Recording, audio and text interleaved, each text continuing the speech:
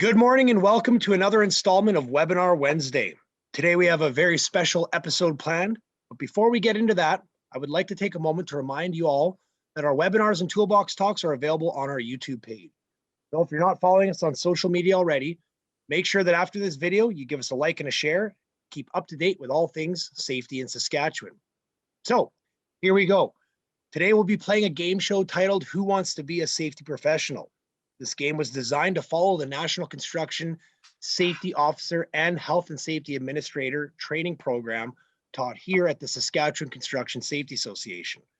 In order to qualify for the NCSO, you must have 3 years of boots on the ground experience in the construction industry, and you will have to write a nationally recognized NCSO exam. Where the NCSO and HSA programs are similar is in the training. You need to complete all 10 compulsory courses and choose any 2 electives from the courses listed on our site to qualify for the HSA. Those same courses must be complete prior to writing your exam for your NCSO. You can see everything at scsaonline.ca under programs at the top bar and select the program you want for more information on, or feel free to give us a call. So, today, who wants to be a safety professional?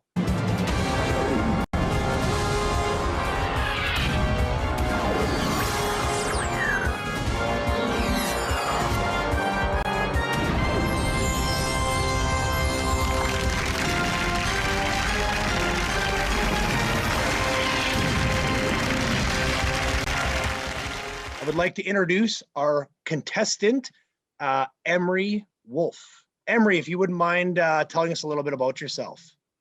Sure. Yeah, my name is Emery Wolfe. I'm the Multimedia Coordinator with the SCSA. I made my jump into, I guess I'm going to call what I do a safety professional in 2019, in I think November 2019, maybe October. And ever since then, I've been with the SCSA running all of their social media stuff, their website.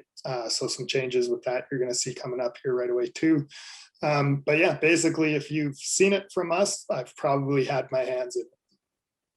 That's one of the most fun things about your position is you've interacted with just about all of our members at some point, yet none of them know who you are. So this is what a better way to introduce you to everybody out there in safety land. So thank you very much for sharing, Emery. So here's how the game works. So listen carefully. There are 14 categories to get through during this game. In the NCSO and HSA program, again, as I said prior, there are 10 compulsory courses. You must pick 2 out of the 5 elective choices. Today's game will test you on a single question from the 10 compulsory subjects and single question from 4 out of the 5 electives. You will have 3 lifelines. You can choose the 50-50, which takes out 2 of the incorrect answers, leaving you with 1 correct and 1 incorrect answer. Secondly, you can ask an expert, which allows you to call someone you think will know the answer. And third, you can look it up. This will allow you to find the answer in the 2020 Occupational Health and Safety Act and Regulations, the SCSA Toolbox Talks, which are available on our webpage under Resources, or the SCSA OHS Guide to Legislation app that is available on Android and Apple. The questions you will see were developed from our training manuals in the respective categories. You can get more information on taking our instructor-led online training, which allows you to take our classes from the comfort of your own home by visiting our webpage again at scsaonline.ca and clicking the tab at the top titled Courses. I'm laughing because those are lines I'm used to delivering, not answering actual safety questions, because I'm not a safety professional at all, right? Absolutely. And that's the fun about this game, is that we can show everybody how important it is to have someone that's knowledgeable in these courses. You are surrounded by nothing but safety, much as the same as any one of our members would be surrounded by construction and safety. But the real key in all of this is having that training and having that background. So this is a really good opportunity to not only test how much you've picked up in the time that you've been here, but also an opportunity to show how important it is to have people on site and in the office that have this type of training. Yeah, going through those lifelines, I'm really going to show people how important it is to have people like yourself around so that I can ask these questions. Yeah, the best part is you can't ask me. So that's off the table, right? Emery, Your first category is going to be fall protection. Are you ready? I'm as ready as I'm going to be. Fantastic.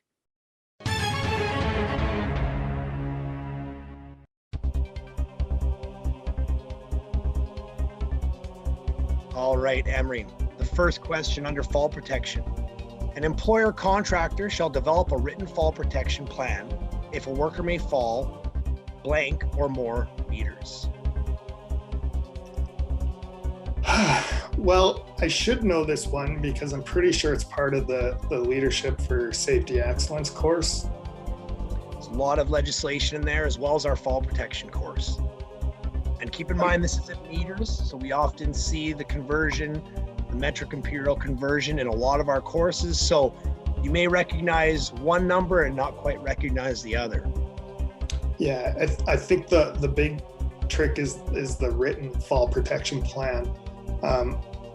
I'm gonna take a guess at this one, and I think it's 6 feet or 6 feet. So that says in meters. That's probably 2 meters, I believe. All right, let's see what the answer is. Emery, unfortunately, that is incorrect. The answer is A, 3 meters or 10 feet.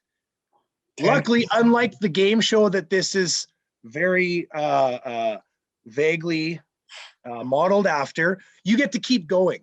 We don't cut you off here. We'll keep going through these questions. So we're not off to a great start, but there's still time. There's still time to make this happen. I thought 6 feet was something too. Am I wrong in that? Now, any contractor can go above what's required by legislation. So oftentimes you see in a lot of sites, it's a 4 foot, 6 foot, 8 foot tie off.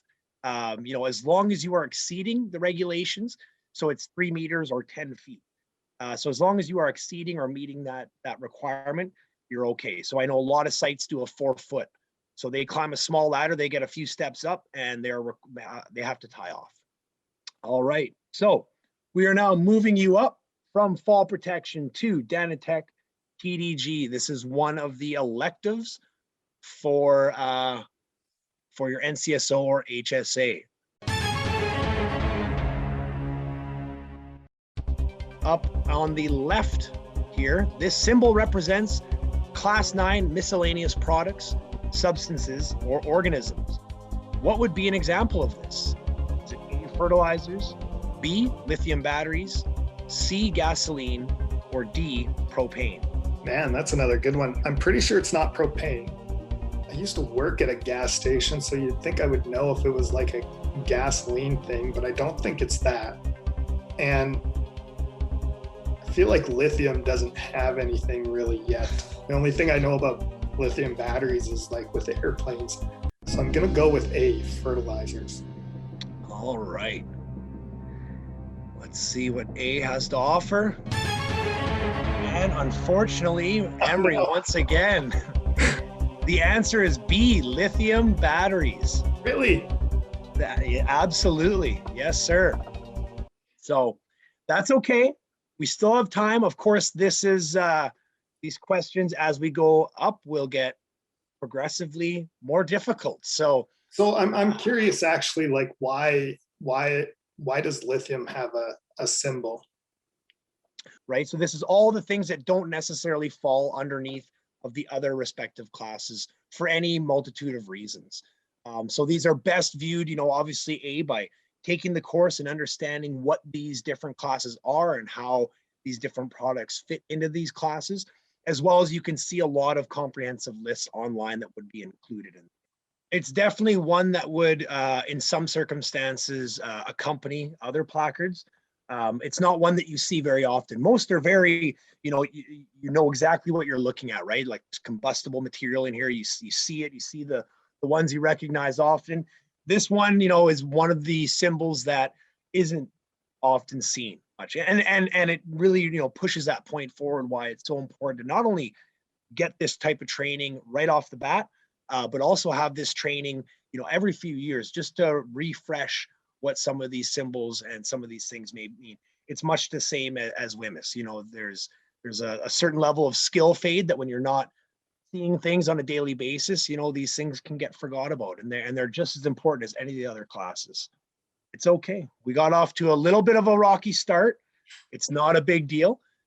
We have our next course, or our next topic here is basic training techniques.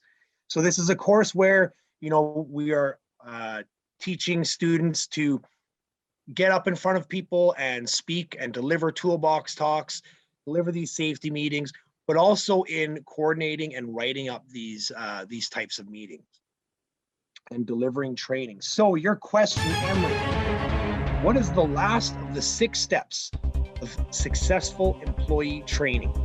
Is it A, hand them over to a supervisor? Is it B, ask them if they feel like they're trained enough? C, the hamburger method of giving them one of their strengths, one of their weaknesses, and another strength?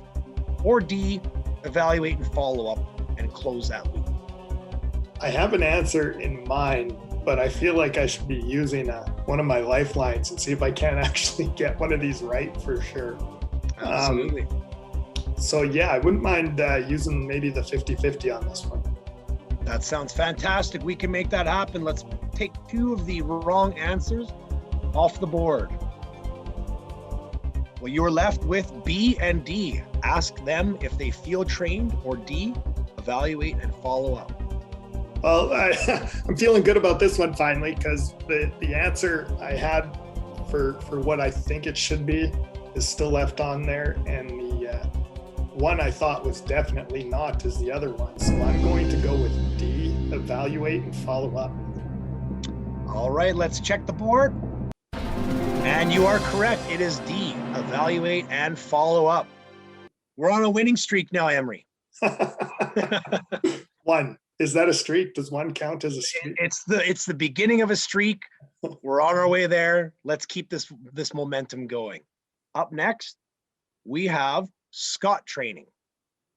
So this is our training program that we have online. It's our orientation training. It goes through several things, which also includes WMIS. So this is great for those first-time workers. It is a requirement with the NCSO HSA program, as well as the C-Corps program.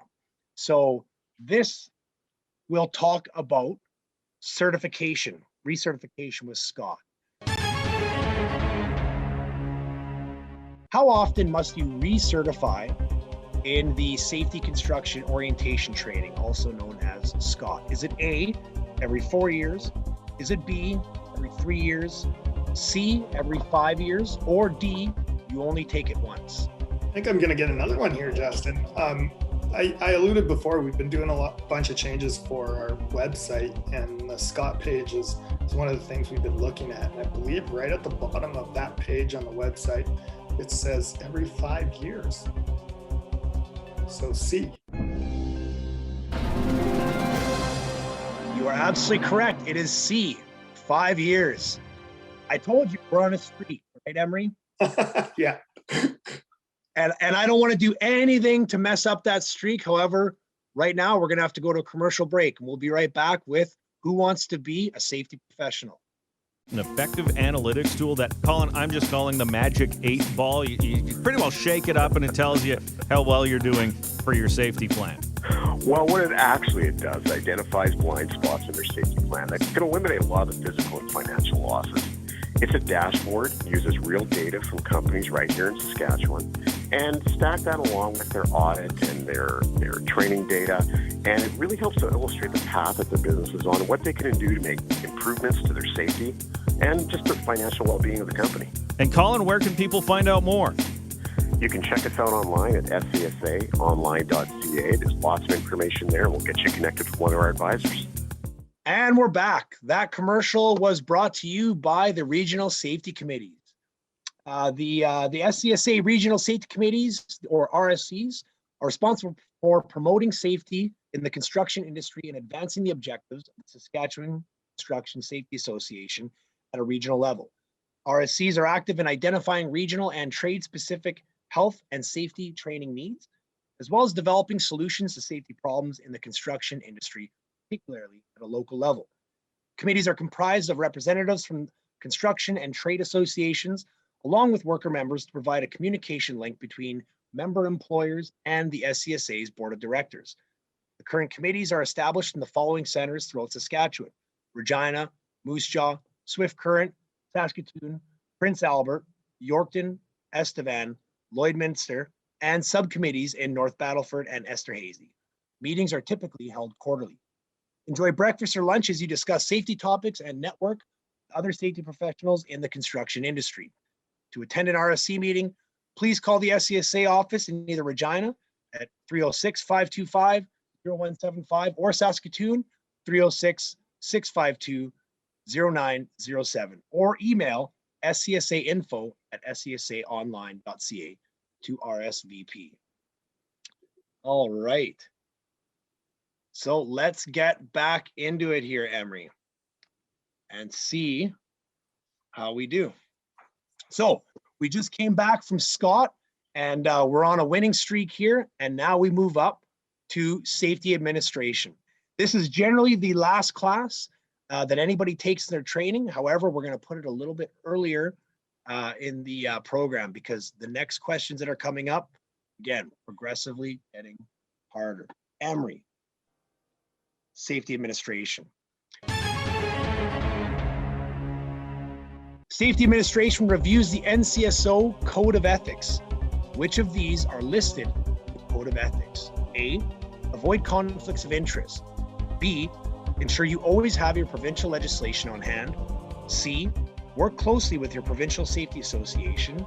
Or D, report employers to LRWS if they disagree with you on safety topics.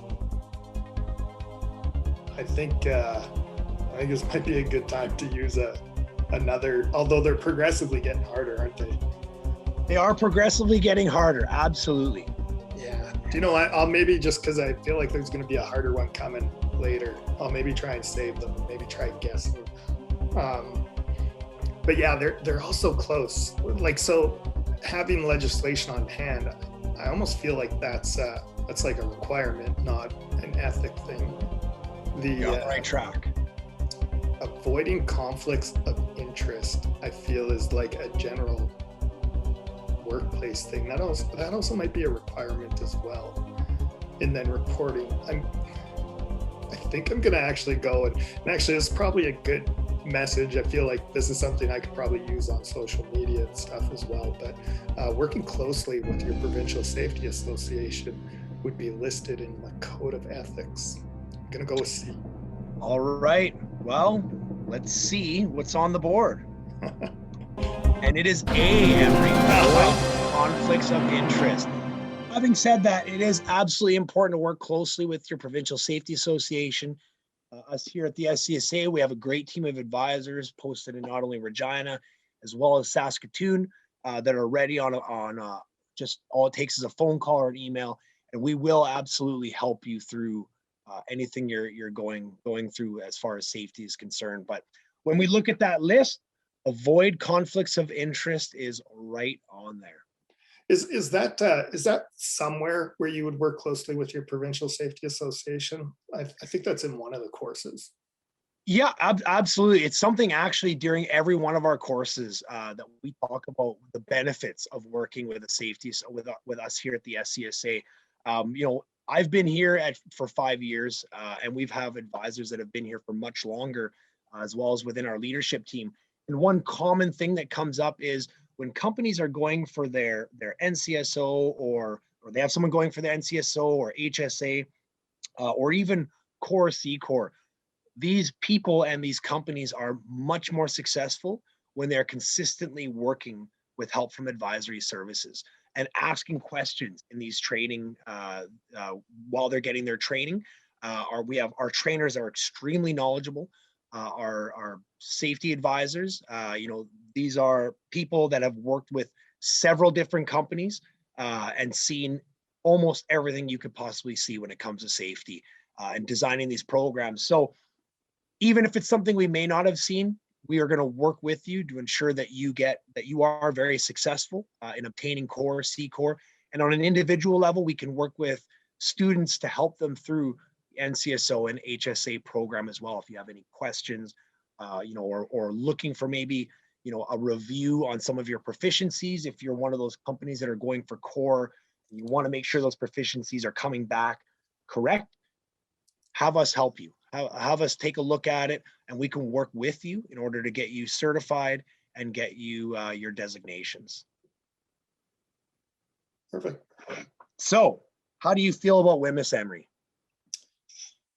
I took it a long time ago, honestly, and probably for a job that no one would expect it for. So not sure I'm like totally up to date on it, but we have done some stuff. So hopefully I can. Absolutely. Well, here we are up on the board. We are moving on up now to our 6th topic, which is confined space respiratory protection awareness training. An oxygen deficient atmosphere begins at below what percentage? Is it A, 12%, B, 23%, C, 19.5%, or D, 16%? This is interesting. So for some reason, I feel like 20% was the number, but you have 19.5 and 23 there. And weirdly, I don't think I know this because of WMIS. I actually think I know this because of looking at oxygen levels on mountains and what they are go up. I'm gonna go with C, 19.5. I think that specificity of it makes me feel like it is, but then I'm not sure if that's just leading me astray. But I'll go with it. C, 19.5. I like where you're going with this, Emery, and up on the board we have C, 19.5%. We're back on that streak, Emery.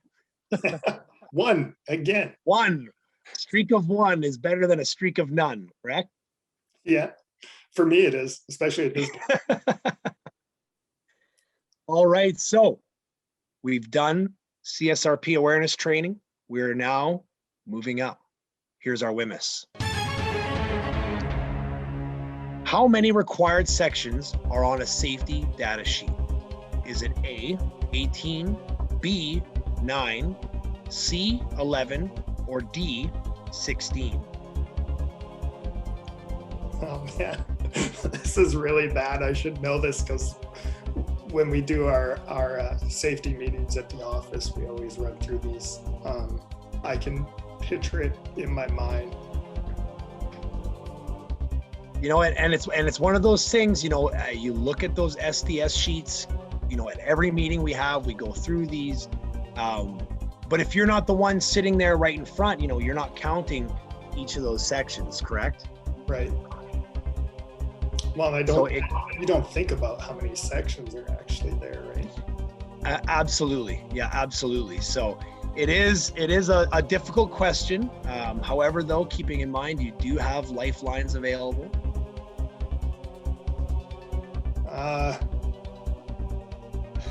Yeah, I wish I still had like the 50-50 one here because I kind of got two answers in mind. Well, you know what, Emery, because we're not really playing for any money, let's give you another 50-50 just for the heck of it.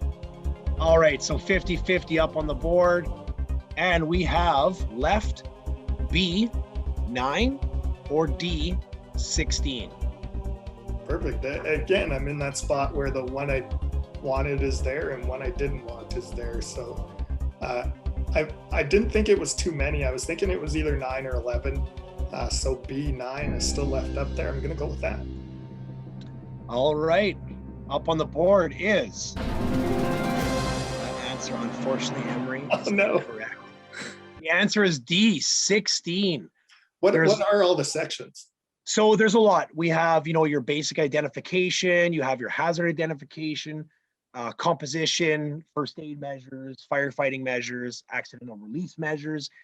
It continues on handling and storage, physical chemical properties, stability, reactivity, ecological information, all the way up to the last one just being other information. That 16th is like the date of the latest revision of the SDS. That's the beautiful thing about this is one of those things where it shows, you've been you've been working directly with the safety association and you put out all the posts and you're editing everything, but it really does take that and sitting in class, going through this information and really revisiting it on a consistent basis, because I've met with people that, I ran this through our own advisors, and there were some of these questions in here that had them scratching their head, because when you see the numbers up on the board, all of a sudden it's like, well, you know what? I'm pretty sure it's this, but now that I'm seeing all these other examples, messes with your head a little bit, right? So we are through our WHMIS, and now we move on to contractor training. Under OHS legislation, a prime contractor is required on a work site when A, 10 or more workers under the direction of 2 or more employers are involved in the work at the same work site. B, 8 or more workers under the direction of 2 or more employers are at the same work site at the same time. 10 or more workers, this is C, 10 or more workers under the direction of 3 or more employers are involved in work at the same work site.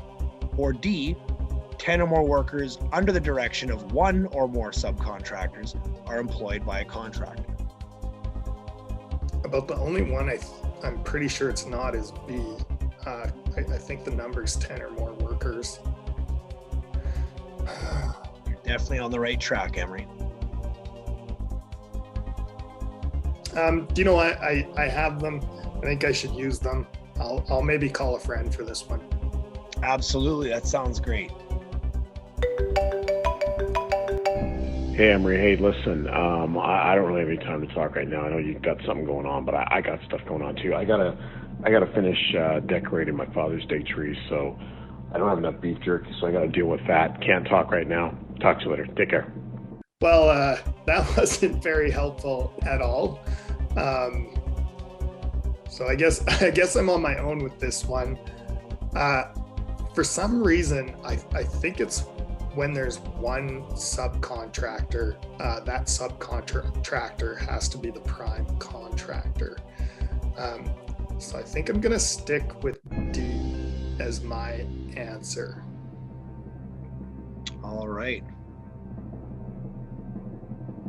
On the board is A. Unfortunately, Emery. There, you were very close and you were on the right track. Those were the two I was thinking it was either 2 or 1. I was pretty sure it wasn't going to be 3, but. And that's the big one, right? It's under the direction of 2 or more employers are involved in work at the same work site. So that's where that prime contractor, that facilitator, organizer of safety becomes really heavily involved. And I would urge all our members to really take some time looking through those prime contractor regulations. Take our class, contractor training. This is going to help really break down those prime contractor requirements to make sure that you are meeting everything that is required from you. There are still people out there that are working under, or are close to, or aren't sure, and they really don't understand these requirements. So again, always feel free to contact an advisor, but taking this type of training is imperative when it comes to really truly understanding those prime contractor regulations. Yeah, especially when you don't take it, you end up looking like me on this game show. You're fine, Emery. You're doing great. We're going to get back on that roll, because up next we have a very, very important one, and this is Leadership for Safety Excellence. This is our 9th here. But before that, let's go to a commercial break.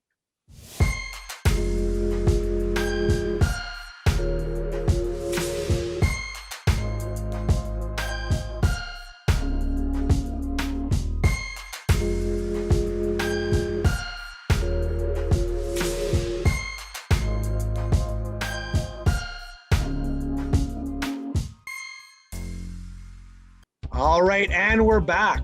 So, Leadership for Safety Excellence. Emery, what is the main difference between a hazard assessment and an inspection? Is it A, the priority and severity index is always the difference? B, hazard assessments are done prior to work beginning and inspections are done during the work process? C, hazard assessments are signed off by management, correction. and inspections are not, or D, there's no difference at all? I want to say B, but B seems backwards to how I think it is. So hazard assessments are done prior. Yeah, no, that would make sense. So they're done before work is being done, and inspections are done as work is being done. So when you're there, you're inspecting it. So that would make sense. I'm going to go with B. All right, let's see what's up on the board. Emery, the streak has started once again. The answer is B. Hazard assessments are done prior to work beginning, and inspections are done during the work process. This is something that we have a lot of our members are challenged with, is just understanding, which one is done when.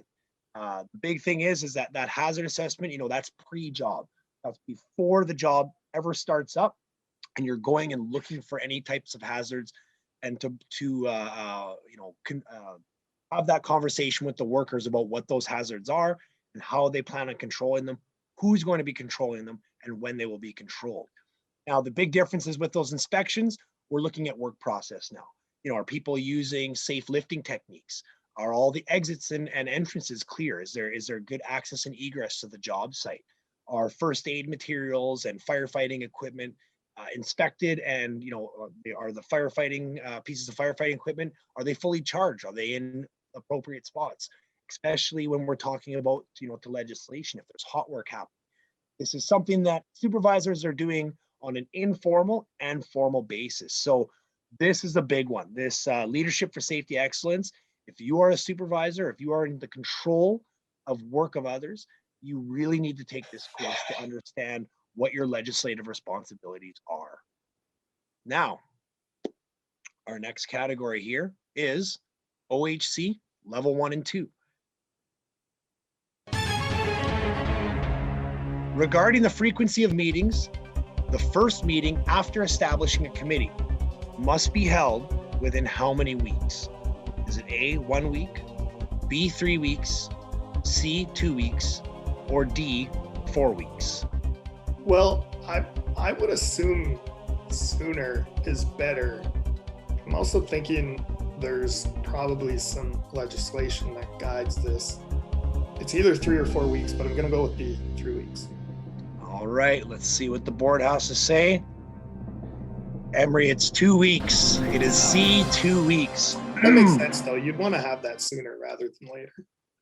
What you have to do is when you establish your committee, you have to have that first meeting within 2 weeks, and then you must have your monthly meetings. You have to have 3 monthly meetings afterwards, and then you move to your quarterly meetings. So when it's discussing meetings for occupational health committees, this is kind of one of those things where people just generally start the committee and just start moving to quarterly meetings. Where there is when we speak to the regulations specifically with your committees, it's really important to really understand exactly what those committees do, how often they have to meet, because there's a lot of special legislation regarding these committees and what they can do for their employer and vice versa. So this is a fantastic class. We teach OHC level 1, and then level 2 is taken online. So this is a fantastic class for those companies that meet the requirements for having their own committee. So we are moving from OHC level 1 and 2 to our elective St. John's First Aid CPR. Emery, a worker has fallen from a 6-foot ladder onto a concrete floor. Your first action should be A, take a sample history, B, perform a scene survey, C, perform a secondary survey, or D, assess the rate and quality of breathing. Well, it's going to be pretty embarrassing if I don't get this, seems how I'm one of our first aid people for the second floor in Regina. Well, nobody knew that until right now, Emery. So I hope you get it right. But I'm going to go with B as the initial step. All right, B. You're absolutely correct. Performing a scene survey, it's really in a sense no different than conducting that hazard assessment. You're looking for things that can hurt you, that can hurt the person that requires first aid. You want to make sure that there's nothing that's going to injure anybody, and really get a good idea of what the scene is. So that's absolutely correct. Performing that scene survey is the first action.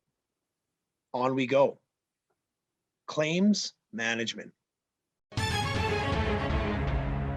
Your question is, the experience rating program is divided into two separate components, the blank and blank program, based on the level of impact employers have on the overall compensation system.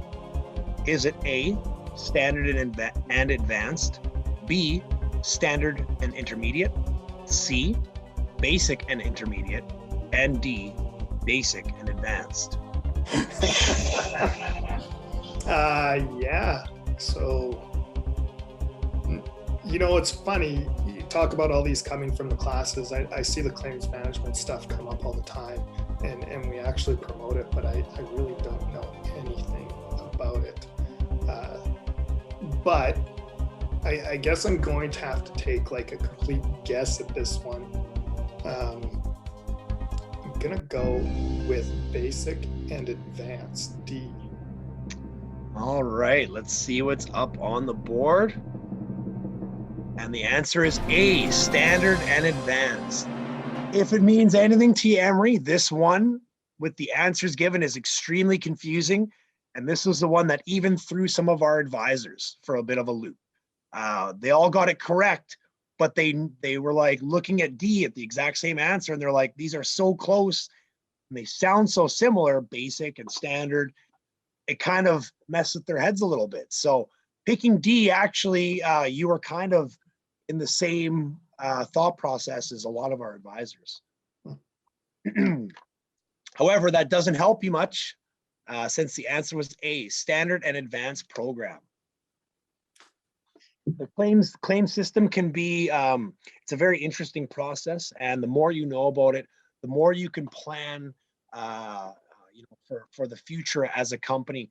And one thing that can really help with figuring out not only the experience rating program, by taking claims management, but is also to book time with an advisor. If you are one of our member companies, our program, SCSA Analytics, is a fantastic way to really take that deep dive into the effectiveness of your safety program by combining information that we have within our system as well as WCB. So in order to view your company's statistics, you do have to book an appointment with an advisor, but I can definitely say this is well worth your time to really get an idea on how effective your program is and to start setting some goals to make it even better with your advisor. So feel free to reach out and contact an advisor, phone the office, and we can make that happen. Up next, we have the first course many of our students take, which is safety management. Emery, Saskatchewan OHS regulations directly speak to inspections of personal protective equipment in which part? Is it A, 7.1 and 7.5, B, Part 7, C, Part 9, or D, 7.17 and 7.22? Oh man. So this would actually be like legislation stuff. Absolutely. I'm just thinking, so this would be in our app, but if you don't mind, I think I'm going to look to our website to try and find this. Absolutely. So your last lifeline, and let's use that and see what you can come up with. So anyways, Justin, the reason I'm going to do this, I'm going to go to scsaonline.ca. Under our resources tab, we've updated a lot of our toolbox talks, and I'm pretty sure the personal protective toolbox talk has been updated. If I can just find it on the page here. And that's the wonderful thing. We've taken the time with the changeover to the 2020 regulations. This came to kind of a surprise to much of the industry. So we had to act quick, which is by updating all of our training, by updating our manual build program, and as well as updating all of our toolbox talks online.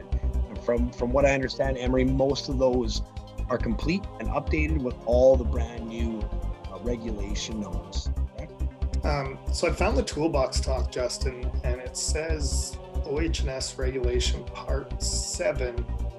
And then it's got a clarifier on there, but it's not that as well. So I'm assuming it's all of part 7, which would make sense too from the answers given there. So I'm going to go with B, part 7. All right, let's see what the board has to say. 1 in 4 chance. Emery, part 7 is correct. Wonderful. We really have sold the answer on that one too. well, we're so close to the end. You got to build that game show host spirit. You got to build the drama, Emery. Got to build it. All right. Speaking of excitement and drama and being on the edge of your seat, we are on the last category, which is safety auditor. And before we get to that, we're going to cut to a commercial. We'll see you back soon on Who Wants to Be a Safety Professional? The app contains more than 30 safety topics, each complete with a summary, legislation, and resources tab, covering essential safety information available at your fingertips. Download the app from the Apple or Android store by typing SCSA in the search bar. And we're back. Emery, before you see this question, how do you feel? What do you think your chances are of getting this last question correct? With safety auditor, next to nothing. Safety auditor, it's definitely one of those courses that, is one of a very extremely important part of the NCSO, the HSA, as well as the core and C-core program. The person with this training is going to be conducting the internal audits for their company between their external audits that the SCSA auditors conduct. This is something that requires a lot of work. There's a ton of due diligence involved in this. And it's definitely worth your time if you're going through this, not only because you have to, but because this is a course that there's a lot to it. So this is something, it's a 2-day course that we are teaching online. So this is definitely one that you want to get your seat in early because they fill up quick. Emery, when must you write a comment in the auditor's comment section of the audit tool? Is it A, if you mark a column with an X, B, for all or questions, C, for all and questions, or D, when both and or questions are deficient? Wow. So I'm going to ask more questions of you if you don't mind, so I can maybe sort of figure my way around this. But what's like an example of an and or question? Let's see here. I will just bring up our audit tool, which is available on our website. Actually, this is something that I talk to companies that are preparing for an audit. I tell them to go on our website, go on the resources tab, select documents, forms, and legislation. Once you're there, you'll see a ton of different forms and things that we have that are available. But underneath, you will see self-audit forms, core internal audit tool, as well as the C-core audit tools. So what I'll do is I'm just going to pull up one of the audit tools. And again, we have these in fillable format and in printable format. So when we scroll through the audit tool, we are looking for a, let's say, for example, an and question. Let's look at, say, in 2.0 hazard assessments, analysis, and control. If we look in 2.9, are appropriate personnel involved informed of the control strategies? This is an and question. So they are looking for documentation as well as the correct answer during the interview. In an or question, we're looking for one or the other. So in the same category, hazard assessments, if we're looking at 2.8, are controls implemented in a timely manner? We're going to be looking for control strategies in a timely manner within documentation or in the observations. So these are going to come up and they're scored differently. When you just look at this audit tool without knowing anything about audits, it's very difficult to understand the process. However, after taking the 2-day course, this is something that will become much clearer of what's the difference between the two. Yeah, so like just hearing that, I'm hearing like for and questions, you would need a clarifier comment, right? For sure.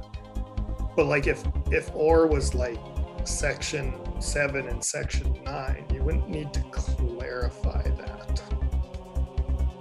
And there's certain rules, and for anybody that's taken the auditor course, this is a very easy question to answer because it's something that's said a million times, and it's something that is, okay, maybe not a million, but quite a few. And this is something that me as an advisor checking over self-audits that I notice and I find deficient in a lot of the audits that are done. And it's just something that someone forgot. So this is definitely, and for all intents and purposes, if you would like, Emery, since this is the last question, I will give you one more 50-50. Yeah, let's do it. I have it narrowed down to 3, so hopefully it can narrow it down to 1 or 2. All right, well, let's see. Let's remove 2 of the wrong answers. Emery, you are left with A, if you mark a column with an X, and B, for all 4 questions. Well, that threw a wrench into my thoughts. To me, it wouldn't make sense to just do it for or questions and leaving ands out of it. So I'm gonna take a wild guess, and I'm gonna say that it's for a column with an X. So Emery, let's see. This is the last question. Everything is riding on this question. Keeping in mind there is no prize, there's no certification, or really anything to gain. This decides whether I get my paycheck today or not. Yeah. Well, that's between you and your leadership team. I have nothing to do with that. However, this is for everything. Emery, you are correct. A, if you mark a column with an X, everything that gets an X requires a comment. This is something that we make sure that people that are doing their self audits, this is need to remember. There's very often, it's an and or pardon me, an or question. So they got one right and one wrong, but they figure because you get the points if one of them is correct, that X doesn't matter. Where in actuality, that X does matter very much, and there needs to be a comment of why that X was there. So it's very important that anything that gets an X gets a comment.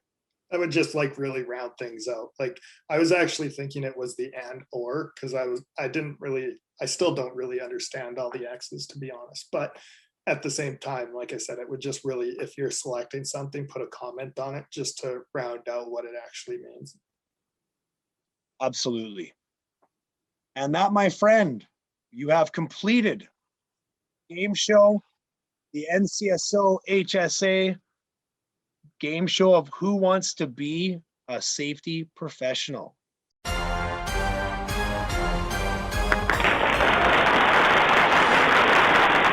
I'm not sure completing is the right term for what I just pulled off, but at the end of the day, anybody that's watching, yes, they were probably screaming at their monitor because they all knew the right answer, and they're probably extremely frustrated at you, and that's fine. But people learned. You learned. Anybody watching most likely learned. That's the biggest thing is that it's so important for people to realize how necessary it is to have these people that are trained in safety on the job site and in the office. Regardless if you're planning on going core or C core or not, safety professionals are extremely important in the industry. These are people that are going through all these regulations and ensuring that the company is meeting or exceeding these regulations on a daily basis, and that consistency is key. And clearly you can't be a guy like me who just comes in off the street and does this sort of thing. So like, that validates how much I need, each one of our sort of groups in the office between training programs and our advisors and now even our auditors too. I feel like I understand Roger on a whole other level now. It's about this much. Roger, anybody watching that has had the pleasure of dealing with any one of our auditors, but Roger in particular, you know exactly what we're talking about. So, well, fantastic. Emery, thank you so much for playing Who Wants to Be a Safety Professional. I'd like to take these final moments to thank everyone that was watching. By watching and participating in these discussions, we're all working together in making Saskatchewan the safest construction environment in Canada. Make sure you tune in next week for Toolbox Tuesday at 10 a.m. And keep in mind our Wednesday webinars, which are on the first Wednesdays of every month at noon. I also want to remind everybody that we have all our presentations available on our YouTube channel. These are a fantastic resource for training and toolbox talks, especially like us, you're doing your meetings online. Remember to like and share this video. Follow us on all social media platforms. Have a great day, everyone. Work safe.